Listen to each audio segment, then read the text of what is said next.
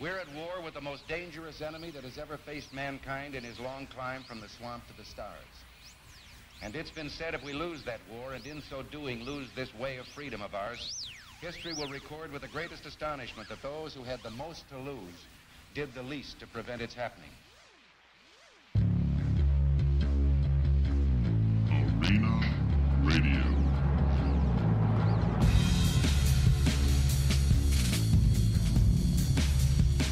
Now let's set the record straight.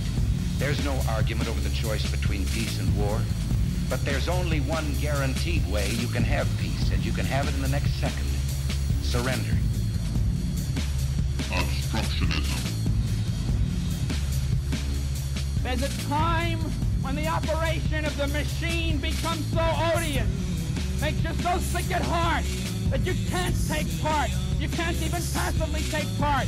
And you've got to put your bodies upon the gears and upon the wheels, upon the levers, upon all the apparatus, and you've got to make it stop. And you've got to indicate to the people who run it, to the people who own it, that unless you're free, the machine will be prevented from working at all.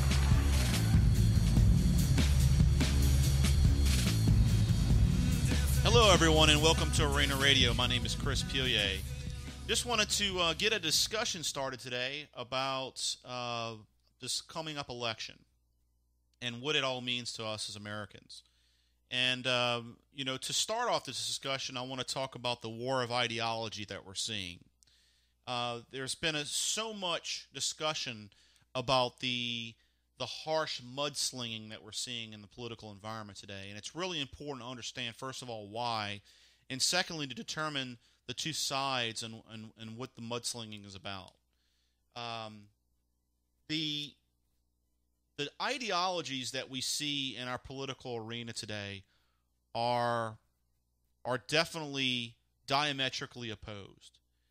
In American history, for the most part, the left and the right were not extremes. And I say extremes, even the right today is a very washed down version of what conservatism used to be. And the liberal side of the political spectrum is extremely far left. And it's really important to understand that there's a lot of people in this country that aren't within politics that are starting to wake up and understand that politically we're in trouble. And so to start out the discussion, I want to first define what has brought this about. First of all, George W. Bush ran as a conservative. He ran on the principles of our founders. And when he got into office, he was faced with 9/11, and there was this sudden urge to spend a lot of money, some of it necessary, but a lot of it unnecessary. And within the large spending within the war, he spent money on Medicare Part C and D, as well as a number of other different programs, including No Child Left Behind, which these big government bureaucracies that were built in government programs are fundamentally opposed to what he ran on. So there was a lot of disappointment from George W. Bush from the right. And I'm saying the right, the conservative right, not your moderate blue dog Republican types, or even your so-called independents, what tends to be a political enigma.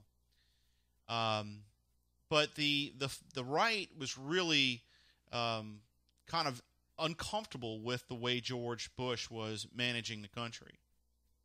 So towards the end of his second term, because most of this took place within his second term, the government shifted, and I say the government, the Congress shifted to a Democratic majority. And we started to see a large increase in spending. We started to have some financial troubles. Through the most part of George Bush's term, there was a fairly decent economic boom taking place. the 9/11 attacks were detrimental to the stock market, and there was a lot of things that took place, including the tax cuts that Bush put into place that did help spur the economic growth. And once things started to turn upside down with the housing market and the housing bubble, George Bush, along with those that represent the Federal Reserve, Congress, decided they needed to step in and do these massive bailouts. And at that time, the spending had been so ridiculous that the American people began to stand up. And that's where the Tea Party came from. With the banking bailouts, you essentially had large banking institutions that started to fail due to bad decisions that they had made, and they were deemed too big to fail. And if they were to fail, politicians in Washington, D.C. determined that it would destroy the world economy. And in some cases, we could argue that there was some validity to that.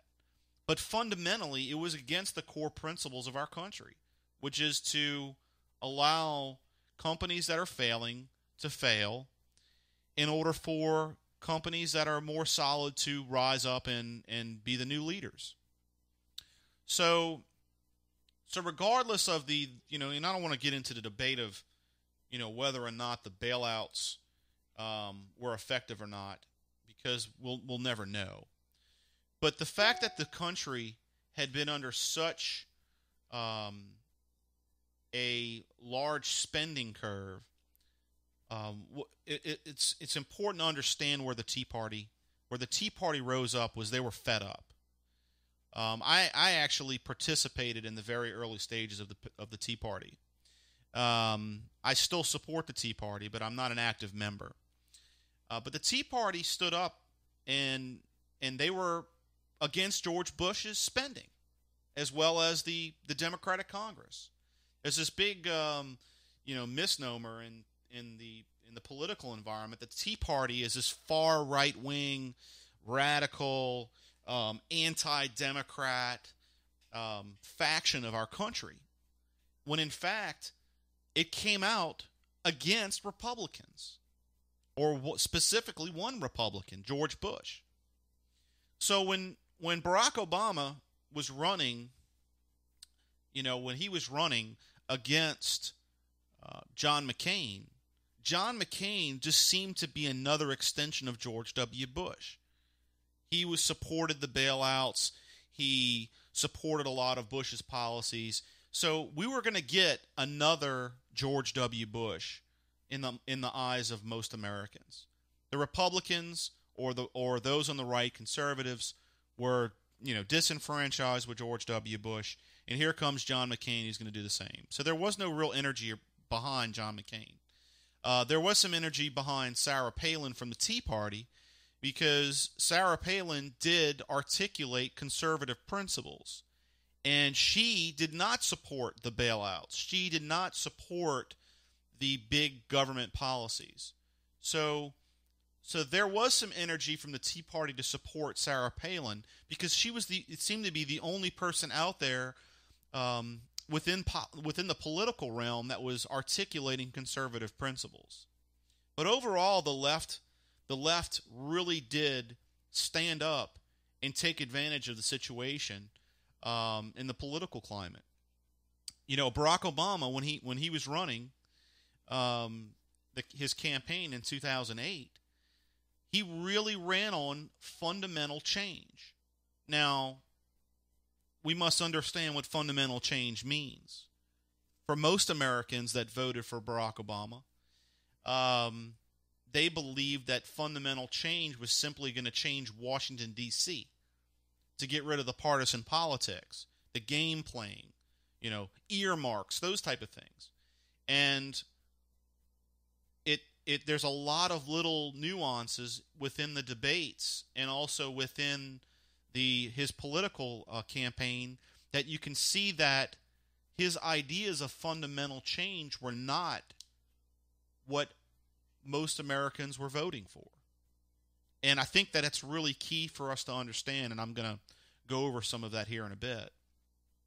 So the Tea Party, then realized, I think for the most part, that Barack Obama was who he said he was. There's this the famous line from Rush Limbaugh, where Rush Limbaugh said that he hopes that Obama fails. This is after the election. And, of course, the left jumped on it as that, the President of the United States, if he fails, the United States fails. When, in fact, Rush Limbaugh was stating that he wished that this fundamental change would fail. So what we must understand about the fundamental change is, what are fundamentals? What is our American fundamentals? Our American fundamentals are the documents that were written that explained our purpose and our way of government. Those are our fundamentals. So if you fundamentally change the country, you have to change either the meaning of those documents or get rid of those documents or make them irrelative. So when Barack Obama runs on fundamental change, we got to understand what he's trying to change. And whether or not you believe Barack Obama or believe in what he's trying to do fundamentally, if you agree with socialist principles or Marxist principles, is not the point. Because if you're a Marxist or a socialist, there's nothing wrong with that. But recognizing the fundamental change and understanding the results of those changes, it's what's really important. So what I want to do here is I want to start off first with explaining where this fundamental change is, and I want to start off with Bill Ayers. Now, Bill Ayers is most known for being a radical member of SDS, Students for Democratic Society. When SDS started to break up back in the 70s, during the the Vietnam War, and SDS was really out, speaking out against the war. Bill Ayers, along with Bernardine Dorn and some others, they created a side, faction of this radical movement, which was actually the most extreme, called the Weather Underground. And I'm not going to get into too much what they did. You can look them up on the internet. There's tons of videos and research out there that you can read about what Weather Underground was about. But ultimately, there were a very radical group of people that were looking to overthrow the government. And it's important to listen to his words and understand that he was a heavy influence on Obama. He shared an office with Obama at one of his employers. He also Obama started his political career in Bill Ayers and Bernardine Dorn's home. So there's some definite similarities in their ideology. So let's go ahead and listen to Ayers and see what he has to say here, and we'll go from there. Toward the end of 1968, I had really decided that I was committed to being a part of what I thought was going to be a really serious and ongoing rebellion, upheaval that had the potential of not just ending the war, but of really overthrowing the capitalist system and put in its place something much more humane. The older I get, the more agnostic I am about change. I think fundamental change is necessary. I think it's absolutely necessary to save the planet, to save humanity, to save the world. So there he is, Bill Ayers, talking about the fundamental transformation of our country, which, in his words, is getting rid of capitalism. Now, first we must understand what capitalism is, and capitalism is actually a word coined by Karl Marx. Karl Marx believed that capitalists, people that were, fundamentally greedy and built in self-interest were out to take advantage of the workers or the proletariat. So the merchant class capitalists were, one class of people, and then your proletariat, which is your working blue-collar workers, or what they often call the middle class or the poor. The proletariat was being taken advantage of by the capitalists. So here is Bill Ayers looking at things in a Marxist spectrum, and he says he's an anarchist or anarcho-Marxist or whatever label he wants to put himself or what category he wants to put himself into. But he's a Marxist by ideology. So understanding what he's going with here is fundamental change, and changing our so-called capitalist system, which we are a free enterprise system, which is built on the desires of individuals. You could say it's self-interest, but Bill Ayers here is talking about we need this fundamental change in order to create this utopia, this perfect world where it's more humane and we can save the environment and all these wonderful, fruity, flowery ideas of the utopian statist or the Marxist. So let's listen to Barack Obama, and this is a real quick clip. You probably heard this before, but it's important for those that haven't heard it to hear exactly what Obama said during the campaign in 2008. We are 5 days away from fundamentally transforming the United States of America. Now, all the people on the left that I've talked with and all the people that I've debated on the left, especially on Facebook and other places, have never been able to defend that statement. And, of course, we can't say that Bill Ayers was speaking through a Barack Obama in this, and that Barack Obama's fundamental change is exactly what Bill Ayers' ideas were, because they're obviously two different individuals, two different people. But fundamental change, by definition, is changing our Constitution, changing the principles of our country in the way that it was designed by our founders. So there's no doubt here, and there's tons of other things out here. I mean, we could probably spend a whole show on all the different things that Barack Obama has said and done that explains fundamental transformation. But to understand what he wants to transform it to, and I got a couple of clips that we can listen to that'll go into a little more detail here, but we must understand what Marxism is. Like I explained before, you have two classes that are in constant conflict.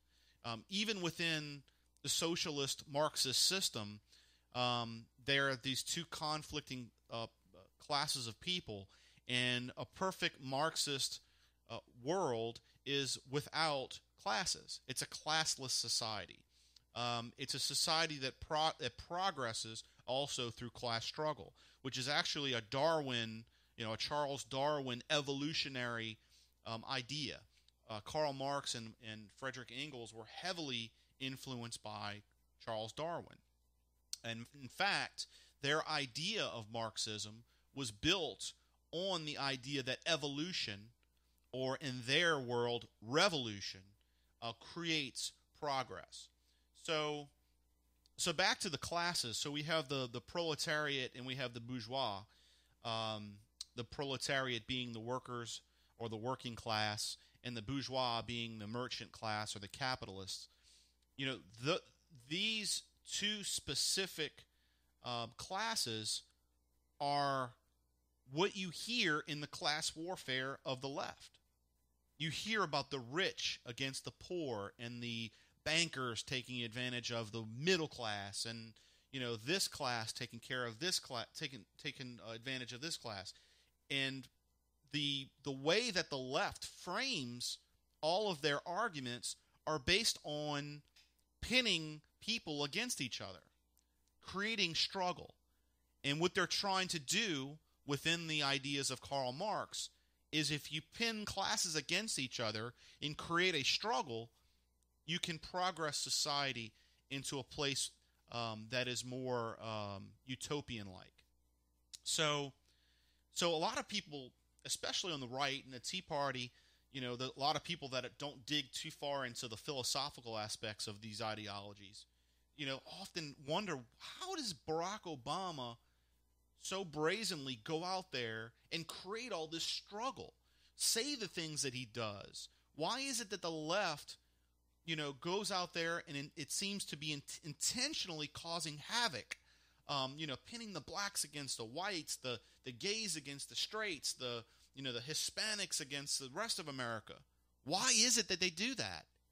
And the answer is because they're trying to progress society through class struggle. And important to understand is progress. And the idea of the left or the Marxists, progress or progressivism is exactly that. It's agitation. Barack Obama is a community organizer that specializes in agitation. He was, heavily influenced by Saul Alinsky. Many of you have heard of Saul Alinsky. If you haven't, he's got a book called Rules for Radicals that explains how he can go into how people, or specifically organizers, community organizers, can go into these different communities and agitate in order to make social change, in order to develop social justice. So when we start to see all this, a lot of Americans don't understand it. It's foreign to them because Marxism is foreign to America. And so basically, now that we understand, what Marxism is and class warfare and the two different classes of people that Karl Marx envisioned in society in general, it's important to also understand that America our founding and our principles and the things that our country was built on was not built on classes. There is no ruling class of wealthy capitalist or a bourgeois class. There is no defining class in this country except by politicians or by government bureaucracies that have to draw lines between certain people in order to determine what benefits or subsidies they get based on these false, these false ideas of oppression that have been built into society.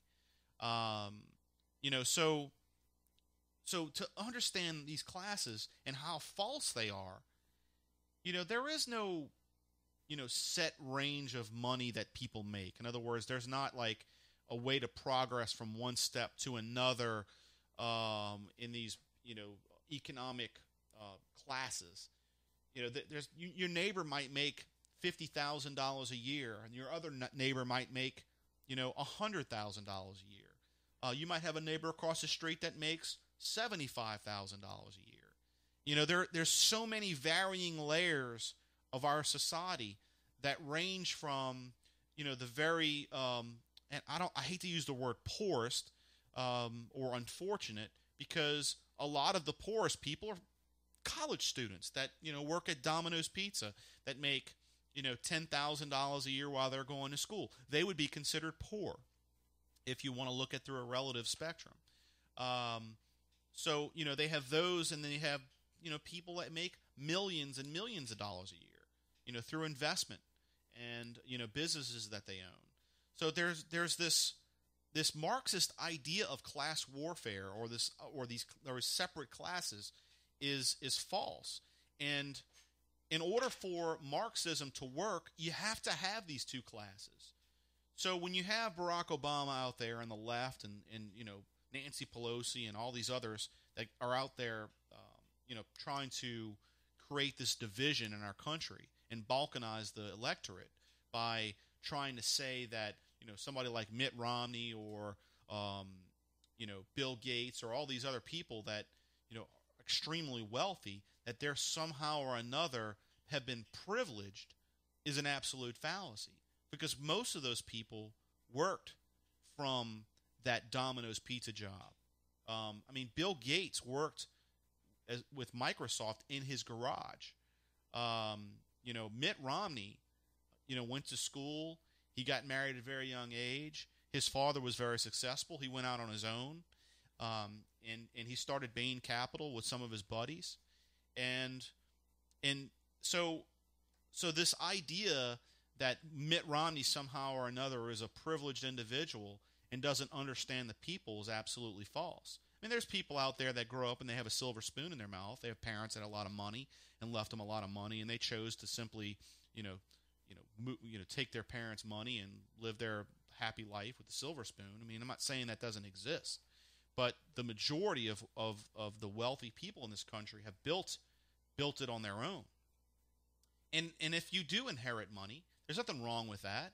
I mean, I was a lot more beneficial than, say, my dad was. My dad was a lot more beneficial than his dad, and his dad was a lot more beneficial than his dad.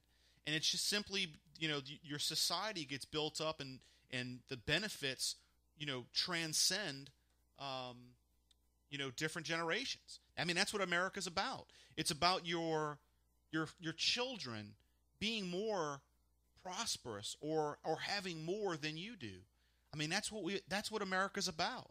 It's about providing for our children so they can live a better life than we've lived, that they don't have to struggle the way we struggle.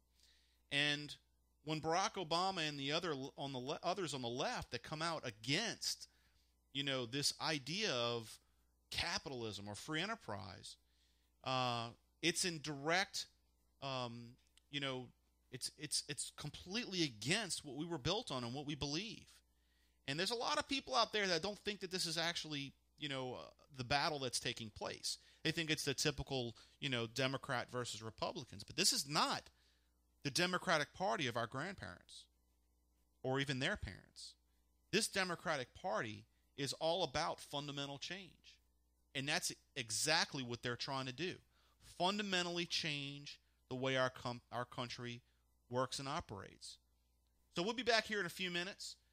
Just wanted to take a real quick break, and we're going to get back here in a few minutes with Arena Radio and continue this discussion about ideology and the war that we're seeing in our political environment.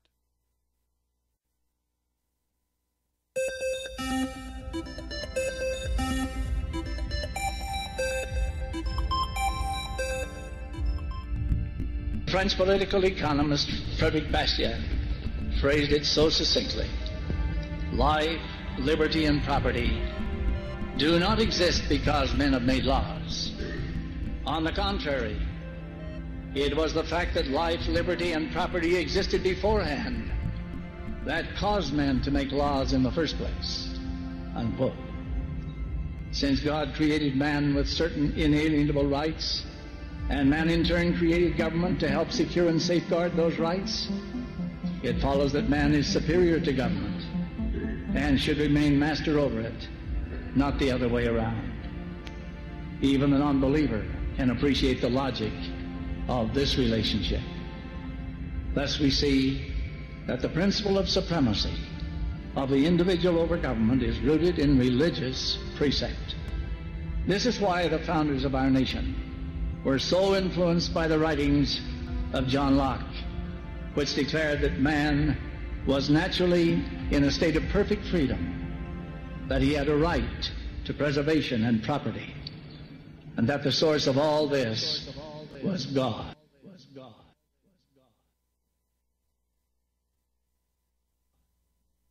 I wanted to play that because I thought that it's very relevant to the discussion we're having today, and that was Ezra Benson, who was, I believe, he was the Agriculture Secretary for Truman or someone like that. But most importantly, what he's saying there is that John Locke, who was one of the people that heavily influenced, Thomas Jefferson and James Madison when they penned the Declaration of Independence and the Constitution. John Locke really dug into nature's law or natural law and explained that, morality comes from property rights, and property rights are an extension of ourselves. So understanding that and how that is diametrically opposed to what Barack Obama and the left is bringing to the table is really the line in the sand that we're going to see in this election. Now, I can say this, that as we're getting to the conservative side of the ideological spectrum, I don't want to articulate at any means that Barack Obama is as far left as they get. I mean, obviously, there's a lot of people out there who would disagree with me, but North Korea is pretty far left, and I don't think that Barack Obama is doing all that Kim Jong-il was doing or his son's doing now. So we got to put that in perspective. He does have Marxist leanings. He does have things that he says that have a Marxist rhetoric to it. And on the same note, we don't have an ideal candidate on the right. Mitt Romney has, in his past, done things that are not fundamental to this country. Overall, he's a great man as far as the way he conducts himself. He seems to be a very kind man. He does lean a lot further right than I believe, than the previous candidate we had from 2008, John McCain. Now, I will say that Paul Ryan is extremely strong when it comes to conservative principles. I haven't really seen, outside of some votes that he had when he was voting alongside of the Republicans during George W. Bush, he did have some disappointing votes there. But understanding how politics works, we can be somewhat forgiving in that. But both of these guys are not perfect by any means. So understanding principles and understanding that these guys live in a they try to vote, go with these principles in a political world. It's important to understand that. So I just wanted to clarify that. But back to John Locke and understanding our property rights. Property rights are what the country was built on. If you look at the Declaration of Independence and understanding where our rights come from, those were a lot of that was heavily influenced by John Locke and our fight for property rights. We went to revolution because of taxes. Our founders today would have not put up with, as long as we have, with the taxation that we have in this country now. They would be considered extremely radical in this day and age in the political spectrum. But to understand property rights and understand how it relates to reality is extremely important. And I'm not going to dig too deep into it, but it's important to mention. When you take someone else's property, we call it stealing. When you go and take something that's not rightfully yours, it's considered stealing. So taxation without representation, in other words, taking your money and giving it to somebody that doesn't represent you, is stealing. So if I here live in Louisiana and I have the federal government take my tax money and spend it in California, that is immoral by the nature of what John Locke explained, or by what our founders fought against, was taxation without representation. So the morality of our government has been poisoned. And understanding how our federal government needs to operate, you have to understand property rights and the fact that the government was set up to protect our property, to allow us, to prosper. Not to ensure that we prosper, but simply give us a playing field to play on. I always get into this argument or debate with the left, people on the left that talk about, we have these rights like healthcare rights and the right to free schools. There's nowhere in our Declaration or in our Constitution that explain that we have the right to those things. It simply says we have the right to pursue happiness. And it's to pursue happiness. It doesn't give us the right or ensure our happiness. So to understand, how our ideology, I say my ideology of conservatism, and how it differs from the liberals or the far left in the Progressive Party or the progressive movement. They don't believe in property rights, or they have very limited opinions on what property you should have and what you should keep. So with that into discussion, I want to bring up a clip here of Barack Obama in the debates against, actually he was debating Hillary Clinton in 2008 in the primaries. And I want to listen to the question that he was asked and also the answer that he gives about capital gains tax. So listen here for a moment. Senator Obama, you both have now just taken this pledge on people under $250,000 and $250,000? Well, it depends on how you calculate it, but it would be between $200,000 and $250,000. All right. You have, however, said you would favor an increase in the capital gains tax. As a matter of fact, you said on CNBC, and I quote, "I certainly would not go above what existed under Bill Clinton, which was 28%. It's now 15%. That's almost a doubling if you went to 28%. But actually, Bill Clinton in 1997 signed legislation that dropped the capital gains tax to 20%. Right. And George Bush has taken it down to 15%. Right. And in each instance, when the rate dropped, revenues from the tax increased. The government took in more money.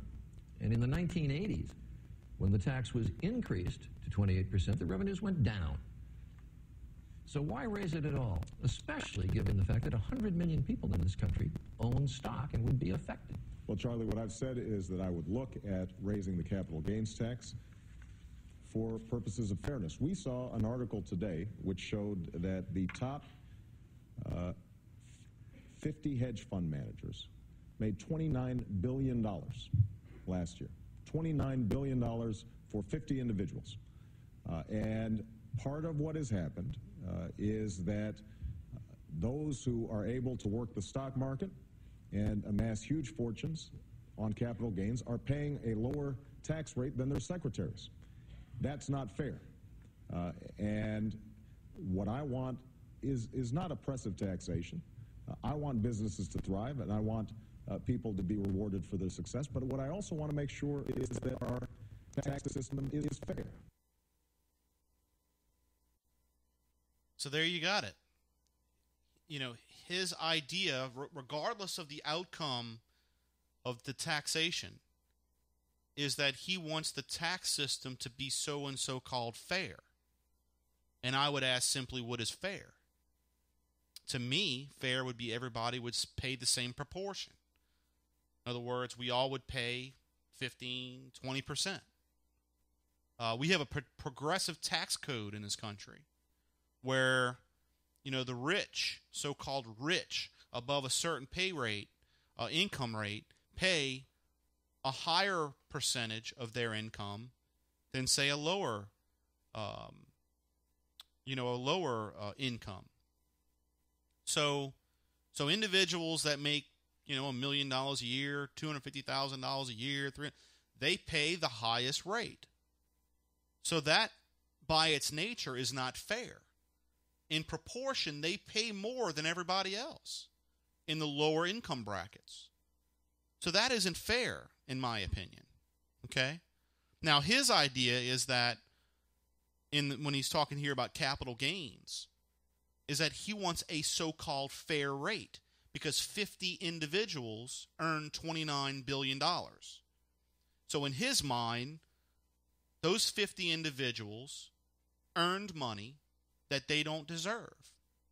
And he wants to take that money and redistribute it. So in talking about property rights, this is extreme. This is not what our tax system wasn't designed to redistribute wealth in order to keep fairness. So it's one thing to say, we're going to actually be able to do much more with this money and create this, booming wealth and prosperity and have examples for that.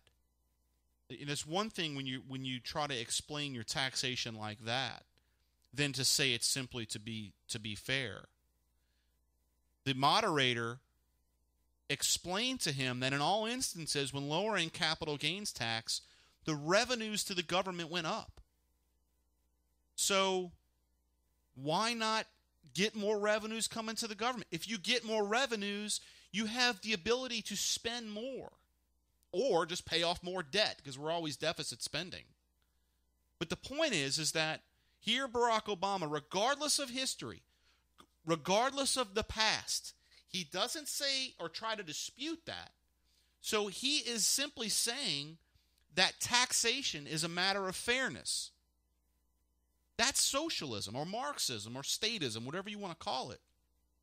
Specifically Marxism, which we've been talking about.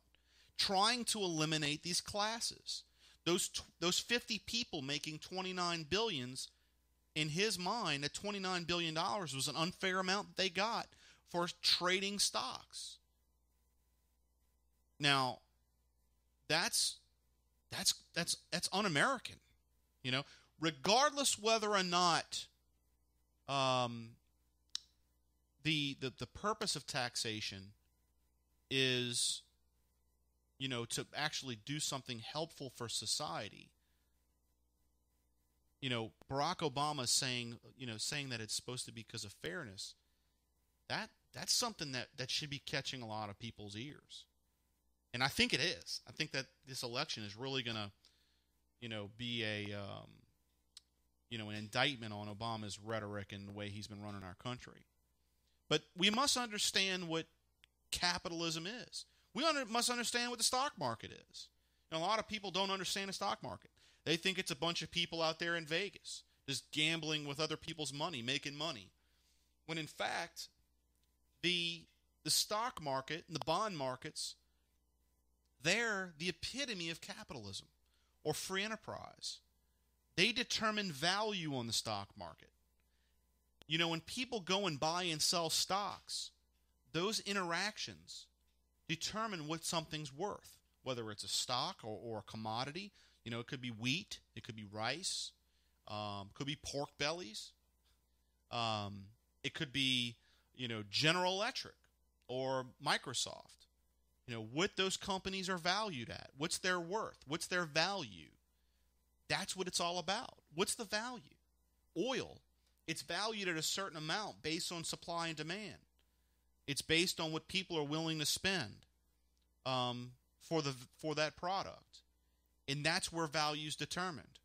To attack Wall Street is to attack free enterprise. You know, there is corruption everywhere.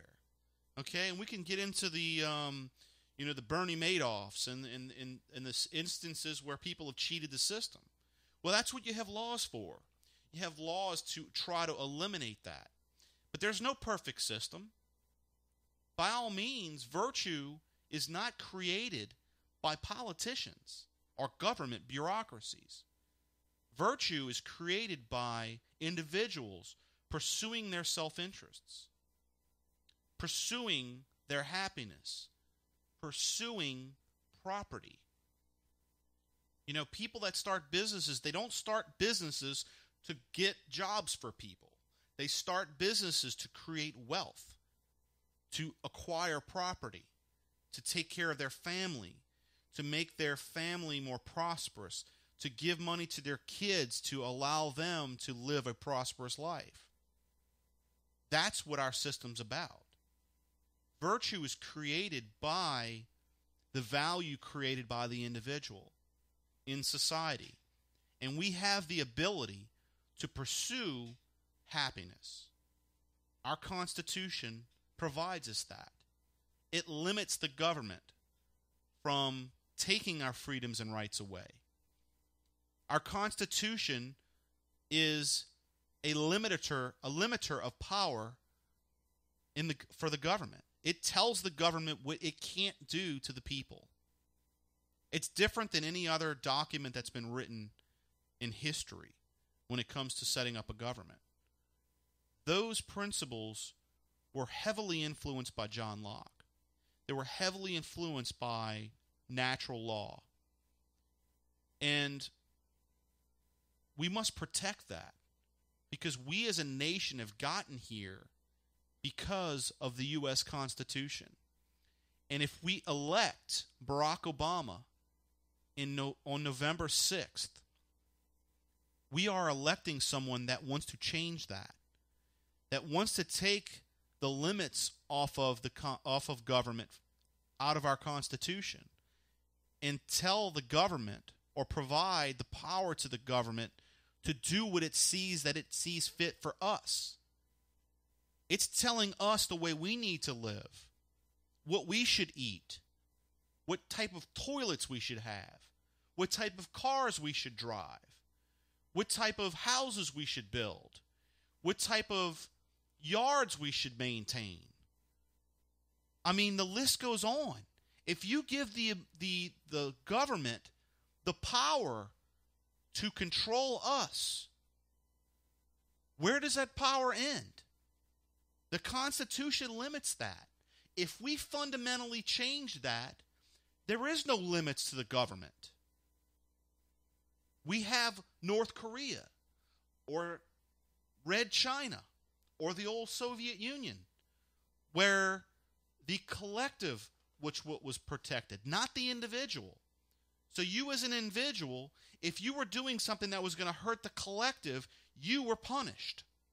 It wasn't about your interests and your prosperity and what you wanted to do. It was about what was good for the people, the collective. So these are two completely ideologically different or diametrically opposed belief systems. And there's a lot of people out there that would much rather just watch television. And you know, I'll post things on Facebook, and I get these comments, you know, all these random comments from people where they'll say, oh, well, there he goes again. Or they'll say, oh, these people in the politics, you know, now. And they have no idea what we're facing right now. And it's very disturbing that we have leaders, or so-called leaders, that are trying to fundamentally change the way this country was designed and take away your rights. So, where do those rights come from? Well, it's outlined in our Declaration of Independence, that they were endowed by our Creator. And our Creator gave us those rights. God gave us those rights. First of all, if you eliminate God, you get rid of the provider of our rights. So why is it that the left is so in favor of removing religion or removing God from every aspect of our lives? Because they want to be able to say that government provides our rights, not God. This is fundamental. That is fundamental change. When you hear about the separation between state and church, or church and state, okay? When you talk about that, the Constitution lays out that the separation is that Congress can't institute religion. That's it. It says nothing about church not being in school or God being discussed in school. Now, the minute we start subsidizing everything, then we have a hard argument, don't we?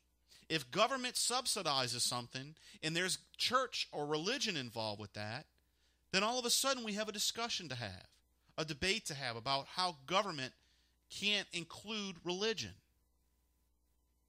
So if we eliminate the Creator, if we eliminate the provider of our rights, and government becomes the provider of our rights, then the government can take it away. Our freedom of speech was provided us by our Creator. No one can take that away. That is defined by the Constitution. That has been outlined in the Declaration of Independence, that our rights are derived from God. They're given to us from God. So let's listen to Paul Ryan in his speech. And this is a diametrically opposed ideological point from something that you would hear from Barack Obama or on the left.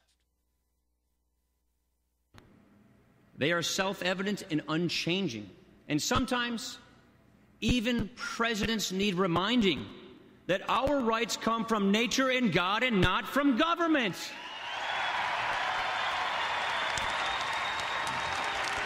That is principle to conservatives, that our rights come from our Creator.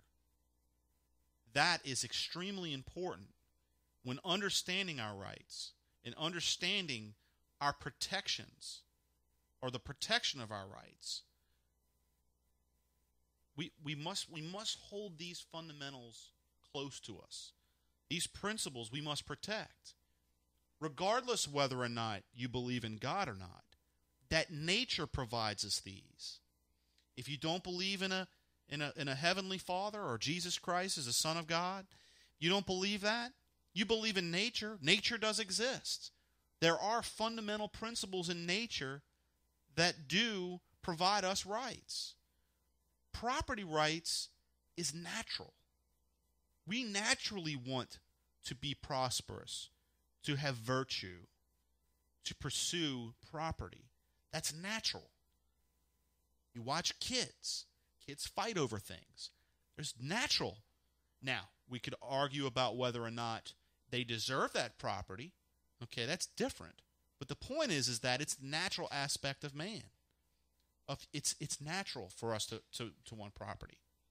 Now, if we want to listen to a diametrically opposed portion of the ideological spectrum, against what Paul Ryan's here, we'll listen to Torre from MSNBC, because what he says here is quite shocking. But more to what I want to talk about, two main points.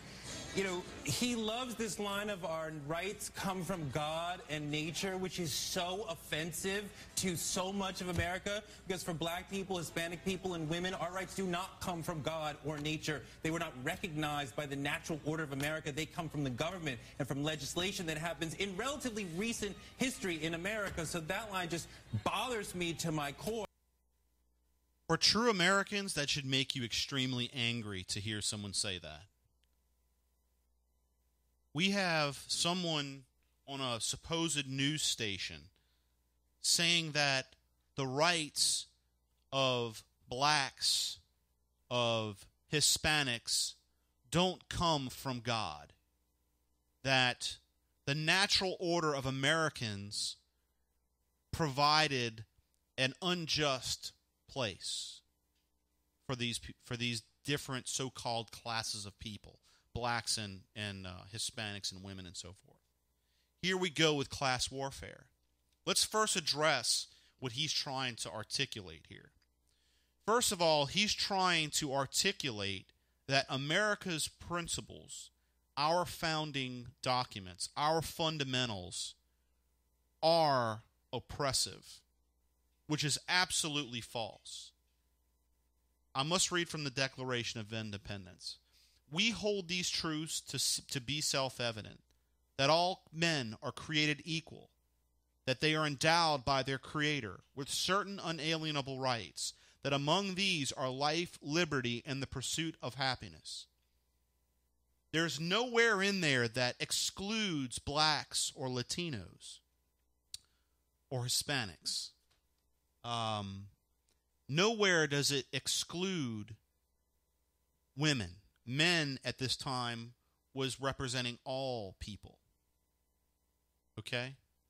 So nowhere in our principles, or the foundation of our principles, which was the Declaration of Independence, nowhere does it exclude people from these rights that are endowed by our Creator.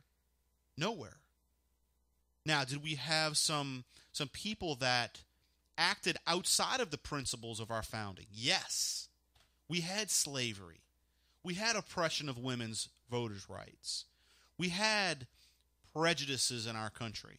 But that doesn't say or do anything, or it doesn't provide any kind of fodder for a reason to destroy our founding documents. Let's read another quote. With malice toward none, with charity for all, with firmness in the right as God gives us to see the right, let us strive on to finish the work we are in, to bind up the nation's wounds, to care for him who shall have borne the battle, and for his widow and his orphan, to do all which may achieve and cherish a just and lasting peace among ourselves and with all nations. That was from Abraham Lincoln's second inaugural address, where he explains that we protect all people and we care for the widow, the orphan. This is an explanation, and I'll say it again, with firmness in the right as God gives us. Abraham Lincoln, this person that Barack Obama was supposed to be, he compared himself to Abraham Lincoln. But yet, the people alongside of him don't recognize what Abraham Lincoln stood for. They only want his greatness, regardless of the principles that made him great. So, property rights and our individual rights are an extension of ourselves. Okay? And what does that mean? Okay, well, we go to work every day, right? And when we go to work, we labor. And as we labor, we achieve value and money, payment for our labor.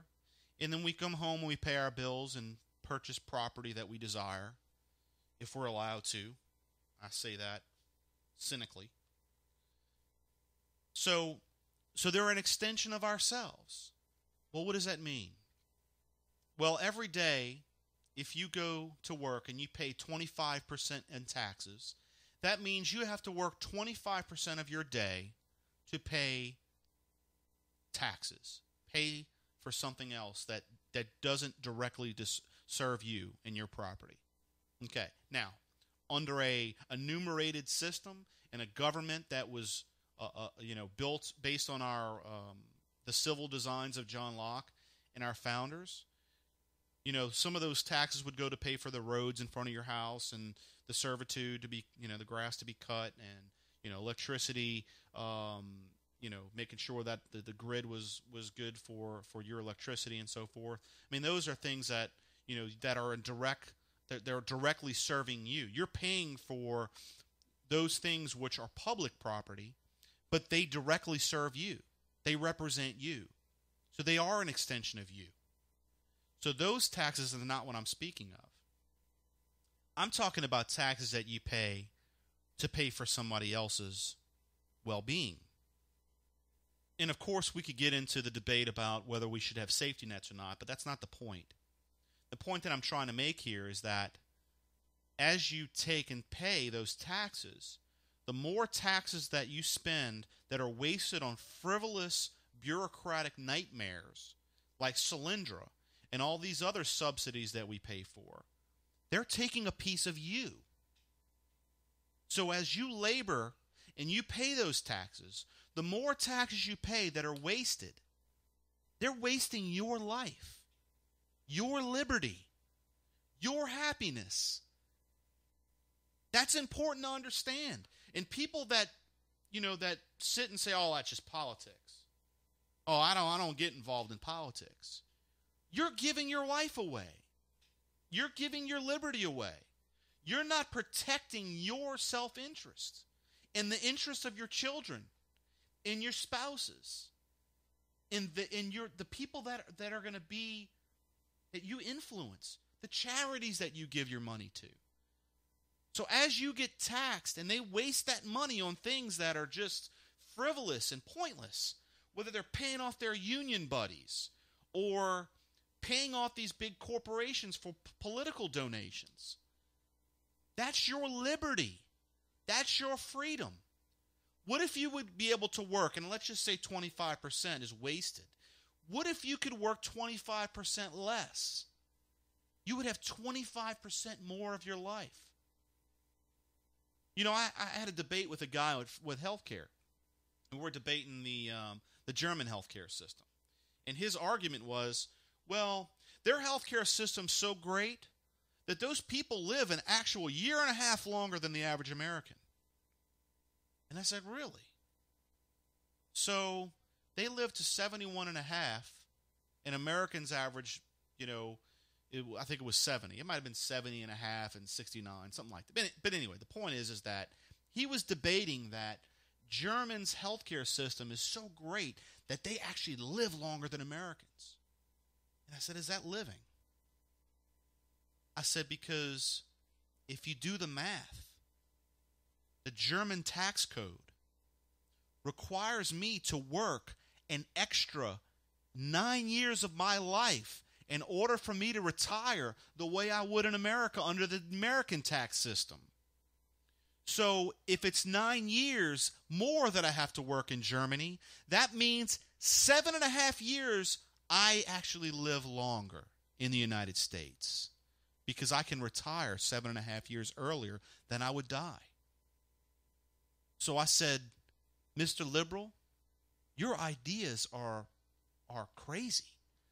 I'm sure people live a long time in North Korea as long as they follow the rules that the dictator tells them to. I'm sure they have this fantastic utopian system as long as they don't have their free right to speak.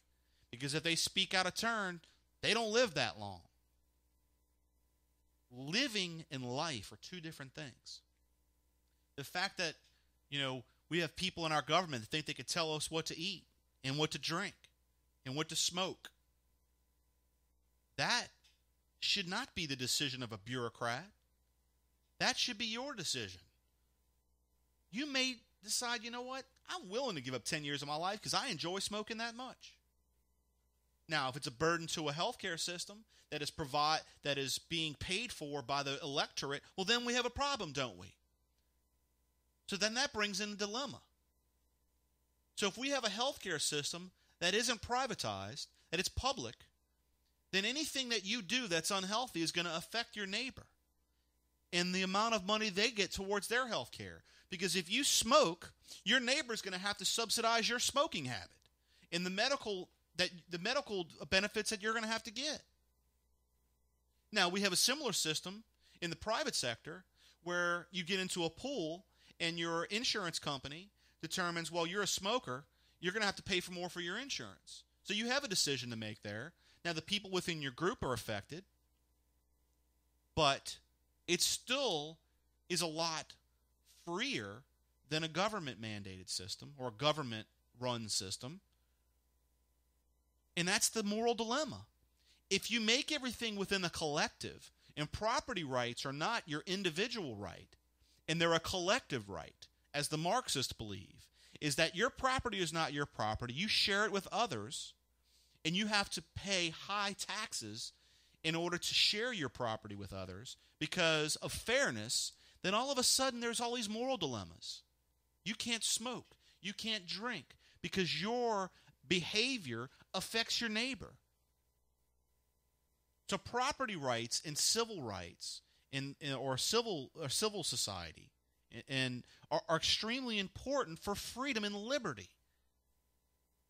Government, the size of government determined by the people, is simply a decision on how much liberty they're willing to give up for some of the benefits that they wish to get from the government. We could have, 1 million firefighters in our neighborhood if we wanted to. We can have one living with us we have to pay for it, though. Is it worth giving up that much money to have a fireman live in each one of our homes to make sure our house doesn't catch on fire? I'm sure it'd be nice to be able to provide 1 million jobs to 1 million firemen, but the purpose of firemen is not to have a job. The purpose of firemen is to put out fires. The purpose of creating a business is not to create jobs, it's to create wealth, to create profit and virtue. Businesses create value. This is where there's a fundamental disagreement between the left, people like Barack Obama, Nancy Pelosi, Harry Reid, the people on the left. The fundamental disagreement is the purposes of business or the purposes of government. For the left, businesses are there to create jobs, not to create wealth. And the people that make profit are greedy. when in fact all human beings have self-interests. There's not anybody on this earth that doesn't act in self-interest. Even in our primal nature, when someone attacks us, we protect ourselves out of our self-interest. Animals protect themselves out of self-interest. It's natural. So for a politician to stand on a pulpit and talk about greed is in direct denial of our nature. Now, we could say self-interest and greed are two different things, and fine. We could have that argument on whether or not people are taking advantage of other people. But if you have a business that takes advantage of people, people aren't very likely to do business with that business. That's where the free market works. The free market is not perfect. There is no perfect system. There is no utopia built by any human being. There is no heaven on earth. So for people in government to say that they're going to lower the waters and create perfect environments and, get rid of all hunger and all poverty, it's absolutely ridiculous. There is no perfect system. There's never been a system that's eliminated poverty. None. And every system that tried to eliminate poverty by force has created much more poverty. If you look at all the impoverished nations around the world, those nations are run by dictatorships or by a Politburo government that forces itself on the people in the name of the collective. There's no denying that the American system and free enterprise is the freest system in the world and in history. There's never been so much virtue created by a system than in the United States. Think about that. Think about in 1776, the most innovative tool that we had was the musket. Was a barrel that you shoved a lead ball down in it and you packed with gunpowder, and you had a piece of flint that lit it and shot this lead ball out and would kill somebody. Or a cannon. That was innovative back then. That was the most impressive piece of innovation that we had. And in less than 200 years, we put a man on the moon. Think about that for a minute. Why was that? Where did that come from? That came from man's desire for self-interest. That was our desire to create and to be great. Men wanting to provide for themselves and their family is what made this country great, not government. Government didn't create the light bulb. Government didn't create the Ford, the first Ford vehicle or the assembly line. The government didn't create any wealth. Wealth is created by individuals and give the money to the government in order for the government to represent them. The government works for us. And that's what's key to understand here. So when listening to the Democratic Convention and listening to the debates, we must listen to the rhetoric that comes from these candidates and what they're saying and what their principles are. It's more than just a pretty face. It's more than just political rhetoric. It's about what they're saying. So I want to take a minute here and I want to listen to something Barack Obama said a while back that was pretty controversial. And of course, the left tried to deflect this in their best way possible, but failed miserably. And I want to address it from every angle here. So let's listen to this quote by Barack Obama. If you've been successful, you didn't get there on your own. You didn't get there on your own. I'm always struck by people who think, well, it must be because I was just so smart. There are a lot of smart people out there. It must be because I worked harder than everybody else. Let me tell you something. There are a whole bunch of hard-working people out there.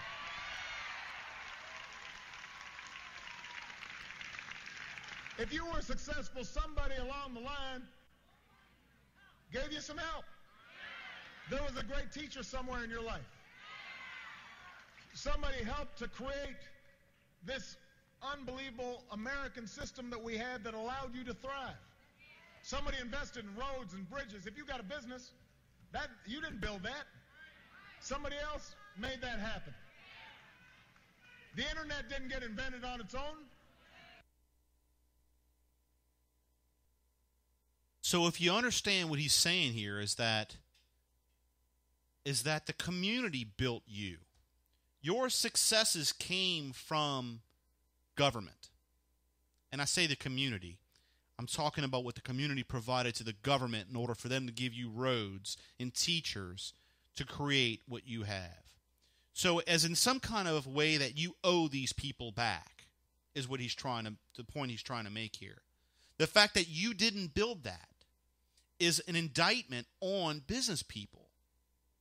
And the left tries to deflect this, and they try to say, oh, well, what we really mean is that, that you have to have roads in order to have a business. Well, if that's the case, then every business that had a road in front of it would be successful. If that's the case, anybody that ever had a teacher would be successful.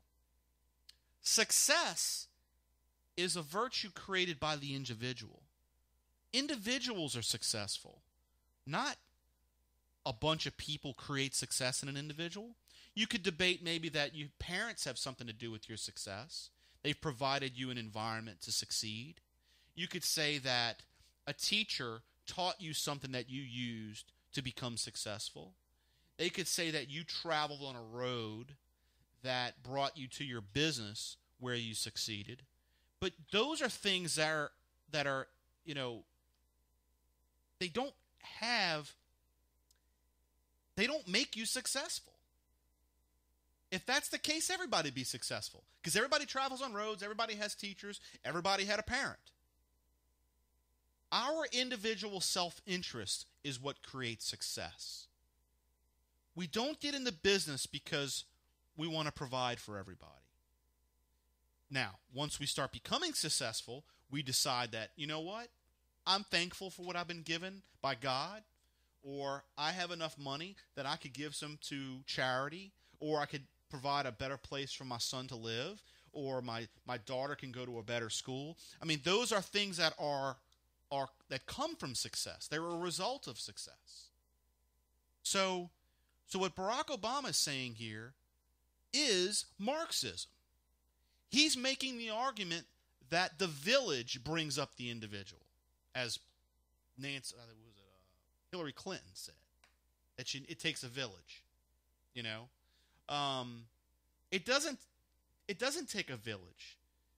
The idea of No Child Left Behind that George Bush promoted and put into place comes from this same type of ideology, that we can't let anyone fail. The idea that we bailed out banks comes from that ideology, that we can't let banks fail. Failure is key to nature. Everything in nature fails. Does the lion on the Serengeti feel bad for the gazelle and say, you know what, that poor gazelle, we're just going to let that gazelle get away? No, when that lion's hungry, it's going to seek out the weakest gazelle. That's how nature progresses. That is the true progressive nature. The idea of progressivism that the left promotes is completely opposed to progress. They spout evolution in schools, but they don't believe in the most evolutionary aspect of humanity or our economic system. They don't want people to fail. How does that fit into evolution? The survival of the fittest is the core principle of evolution, that evolution through conflict. But when you try to apply that with economics and in humanity, all of a sudden it doesn't apply. Well, why would you teach something that you're not going to use? There is nothing more evolutionary than free enterprise. We want to say that I have an iPhone S on my desk right now. This iPhone S is an evolution from the iPhone 4 and from the iPhone 3S and the iPhone 3. That is evolution. Does that evolution come about because of government virtue provided? No. It comes from the self-interest of Bill Gates. From Apple. You know, the idea of evolution, whether you agree with it from the religious standpoint or not, is logical. It makes sense that evolution does exist. It logically makes sense. Now, we could argue that, about, creationism and so forth, but that's not the point I'm trying to get into today. But the point I'm trying to make is that the hypocrisy on the left. They believe that we should have a revolution. On the far left, revolution is the epitome of evolution. That you revolt and you change and you progress. But yet their government and their economic system is static. It has these core principles that aren't relative to individuals. They're relative to the collective, which is one. We're all imperfect human beings, but they try to create a perfect society. How could you create utopia on earth without all of us being angels or being ruled by angels? You can't have a perfect society without perfect people. They try so hard to create a perfect society that they make all these rigid rules and laws that govern us. But yet our nature doesn't provide an environment that allows that to work. Because evolution, or the nature of man, is to evolve and become more virtuous, to become more innovative, to become smarter. And you can't do that by limiting them. By putting laws in place that limit man and take away their freedoms and liberty makes man stagnant. It makes them static. It prevents the evolution of man's greatness. We would never have launched the space shuttle or a rocket to the moon without the freedom of man. We would have never been able to innovate the science and technology that went into putting men on the moon and putting men in space. That wouldn't have happened. So when we sit here and look at this election on November 6th, we need to take this into consideration. Where do we want to go in our future? Do we want Barack Obama to put all these rules in place for some kind of false science that SUVs are somehow damaging the planet? That isn't proven science. We could argue all day about whether or not we have global warming, but it's ridiculous to think that humanity and humans can affect the climate. I mean, that's ridiculous.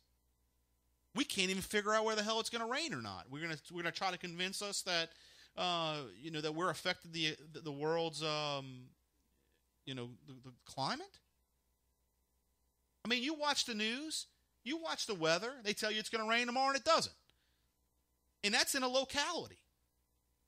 Down here in New Orleans, they say it's going to rain on Wednesday. Well, it doesn't rain on Wednesday, so I'm all of a sudden supposed to believe that science can prove that SUVs are creating climate change. And I'm supposed to buy that and pay extra money in taxes and spend twice as much on gasoline because some guy said so. When in fact that there's no proven science behind it. In fact, there's more science proving it not, but it doesn't fit into the politics of the moment. The bottom line is those policies being put into place in the green movement are to restrict freedom. They're a way to control you. Because if they can control the light bulb that you put in your ceiling, they can control you. They provide regulations that benefit their political donors. Do you think General Electric lobbied for them to get rid of the incandescent light bulb because they weren't going to benefit from these curly Q light bulbs? No. The benefits for General Electric were there. They can't beat their competitors in the incandescent light bulb market because they're too big. So the way they get rid of their competitors is they regulate them through government. They give big money to MSNBC or partially own MSNBC so they can provide a political climate for their benefactors and for them to be a benefactor. That's fascism. That's what we're experiencing in this political climate. Now, when you got people out there like Barack Obama that talk about taking your property from you to redistribute it to people that are so-called less fortunate, that's Marxism. We're being invaded from all angles, from all these radical un-American ideologies. And the bottom line is on November 6th, we have to make a decision on where our rights come from. We need to understand that where our successes come from.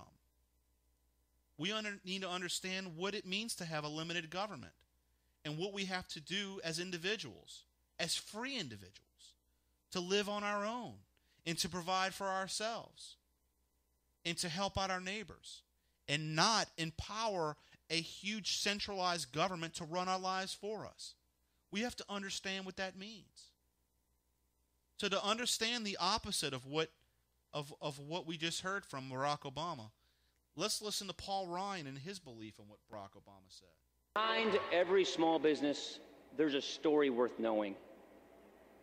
All the corner shops in our towns and cities, the restaurants, cleaners, gyms, hair salons, hardware stores, these didn't come out of nowhere.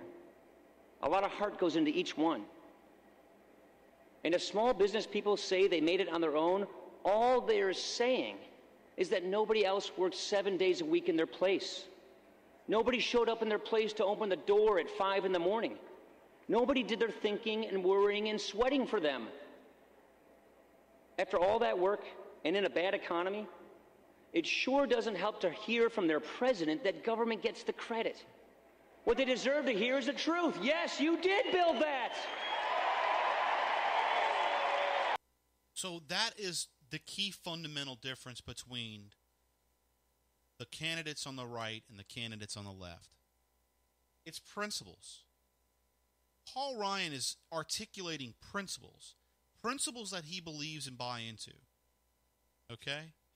Barack Obama's doing the same. His idea that taking wealth from one person and giving it to another, that's a principle that he believes in. Now, he's had to try to hide that from the public for quite some time because it's not socially acceptable or it's not politically acceptable for the most part. I mean, the radical left is only a small minority in our country in the political spectrum, maybe 20% at most. If you look at the radical fringe, it's probably more like 10%, and he's leaning very close to those radical fringes. So we have to kind of weed and piece through what Obama's saying. Paul Ryan is articulating very clearly that we believe in our own success, individual liberties. We believe in American exceptionalism. We believe that America is exceptional and that we are a great nation. We don't believe that just we're one nation at the table of nations. That we are somehow, oppressing the rest of the world with our success. And that we have to give up our wealth in order to justify or somehow, give reparations to other countries for our oppressive nature. We're trying to do that within our country. It's no different than giving wealth to less fortunate portions of the population, just for the sake of fairness. So when we go to the polls on November 6th, after listening to all these debates, after listening to the Democratic convention, I want us to think about this on the way to the polls. That what kind of country do we want? When you're listening to the Democratic convention, when they wheel up the, all the different minorities, and they wheel up the, all these different people that are spokespeople for certain minority groups, and they're trying to cater to certain special interests. Think about that. Think about what they're saying. If you are a minority, or if let's just say if you're a woman, Do you want to be pandered to in order to get your vote? Is birth control worth giving up your liberty? Can you not afford birth control? If you can't afford birth control, is it worth giving up your freedom to be able to get birth control? We're not against birth control. We're against taking your liberties away to give you birth control. It's no different than the people in the religious community that choose and purchase insurance that reflects their values. It's no different than them having the government come in and tell them that they can't have those values.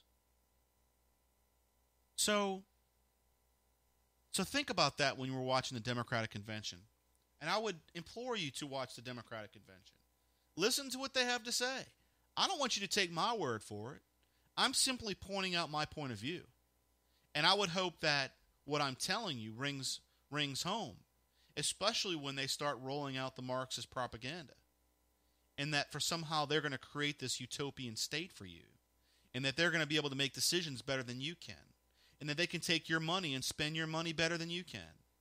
And that there's people out there trying to hurt you in other portions of our society. That the rich are trying to take advantage of you. When it's the government that's oppressing you and your liberty and your ability to become rich if you wish to. Thank you for joining us today on the Battlefield of Ideas. This is Chris Pilie with Lanterns of Liberty. You can visit us at lanternsofliberty.us. Also on Facebook at facebook.com/Lanterns of Liberty, as well as Twitter at twitter.com/Paul Revere again. We'll be posting our new releases coming out soon, as well as our live video broadcast. So stay tuned and see you again soon.